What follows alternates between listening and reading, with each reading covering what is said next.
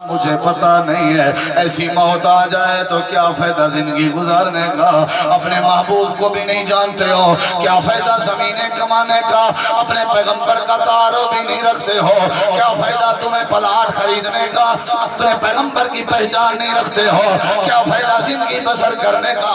یہ اونٹ تھا جسے پتا تھا پیغمبر تشریف لا رہے ہیں، اللہ کے نبی چلے گئے، اونٹ کی سختی ختم ہو گئی۔ آؤ میں آپ کو تیسری بات سناتا ہوں، میرے نبی کا کتنا تعارف ہے۔ جبریل براق لے کر آئے، جانتے ہیں براق؟ ادھر دیکھیں، جب معراج پہ تیاری تھی براق تشریف رکھی ہے اللہ کے نبی، ادھر دیکھیں آپ اپنا پاؤں رکھنے لگے، براق سواری کودنے لگ گئی۔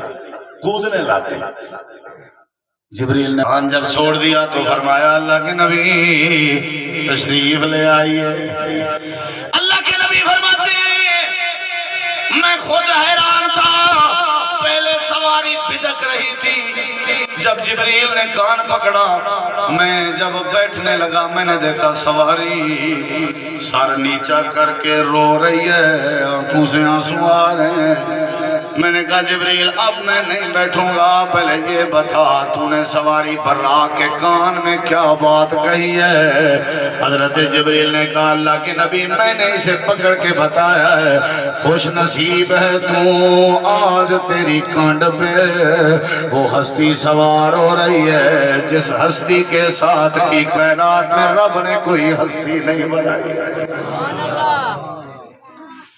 یہ اپنے احساس میں رو رہی ہے اور آپ کے سامنے ادب کے ساتھ جھکی ہوئی ہے۔ اوے صحبت پر والے ہو، آپ کی برادری کا ادنا سا طالب علم آپ کو یاد کراتا چلے، جانوروں کو بھی پتا تھا میرے نبی کی شان کیا ہے، افسوس کہ ہمیں پتا نہیں ہے، ہمیں پتہ نہیں ہے، ہمیں نبی کا پتہ نہیں ہے۔ ایسے مر جاؤ گے تو کیا فائدہ زندگی بسر کرنے کا؟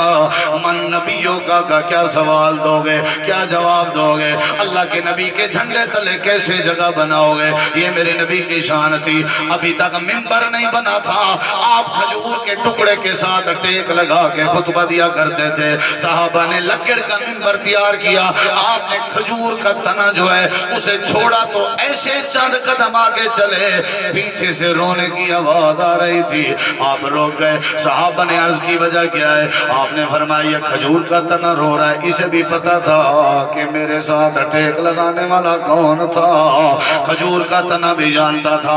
اللہ کے نبی واپس آئے، آپ نے کھجور کے تنے کو جپھی ڈالی، گلے لگایا، وہ روتا روتا چپ کر گیا۔ آپ نے گڑا کھدوا کے کھجور کے تنے کو دفن کروا دیا۔ کھجور کے تنے کو بھی پتا تھا، اونٹ کو بھی پتا تھا، پتھروں کو بھی پتا تھا، ساری کائنات کے لوگوں کو پتا تھا ہمارے نبی کی شان کیا ہے۔ جب تک نبی کا تعارف نہیں ہو سکتا تب تک اسلام مکمل نہیں ہو سکتا۔ جنت ناممکن ہے، اللہ کی رحمت کا آنا مشکل ہے، اللہ کی طرف سے برکت کا آنا مشکل ہے۔ پہلے نبی کو پہچانو، اپنے سینے میں جگہ دو، اللہ پاک دنیا میں بھی بھلائی نصیب کرے گا اور اللہ آخرت میں بھی بھلا نصیب کرے گا۔ یہ میرے نبی کی پہچان۔ آپ نے فرمایا میں اس پتھر کو جانتا ہوں جو مجھے نبوت سے پہلے سلام کیا کرتا تھا۔ کتنی دلیلیں ہو گئی؟ کتنی دلیلیں ہو گئی؟ نہیں پتا کتنی ہو گئی؟ چلو پانچویں اور آخری دلیل، قرآن کہتا ہے حضرت سلیمان نبی کو اللہ نے ایک جہاز دیا تھا اس وقت کا، ہیلی کاپٹر، غدوہا شہر ورواہا شہر۔ ایک دن کا جو سفر، ایک دن میں جو سفر کرتے تھے وہ ایک مہینے کے برابر ہوتا، اور ایک رات میں جو سفر کرتے وہ بھی مہینے کے برابر ہوتا۔ تخت تھا، اس پہ سوار ہو جاتے اور اللہ آسمانوں کے قریب قریب کی فضاؤں کی بلندیوں کی سیر کراتا۔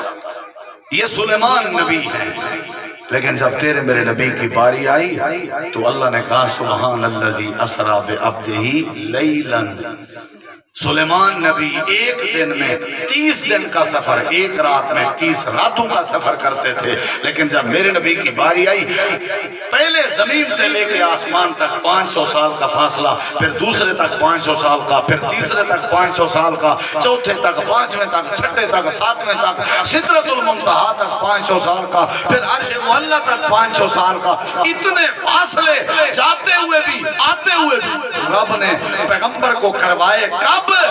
لیلن، پوری ایک رات میں بھی نہیں، رات کے کچھ حصے میں اللہ پاک نے خصوصی حصے میں، لیلن رات کا جو خصوصی حصہ ہوتا ہے اس میں اللہ نے اتنا بڑا سفر کروا کے ساری کائنات والوں کو بتایا۔ سلیمان نبی کو بھی اللہ نے سیر کروائی تھی، پر سیر تو میرے مصطفیٰ کی بات کا معاملہ ہے۔ تعارف ہوا کہ نہیں؟ میرے نبی کا یہ مختصر سا تعارف تھا۔ کیوں تعارف کروایا؟ میں نے کبھی سوچا ہے آپ نے کیوں تعارف کروایا؟ اس لیے کہ ہمیں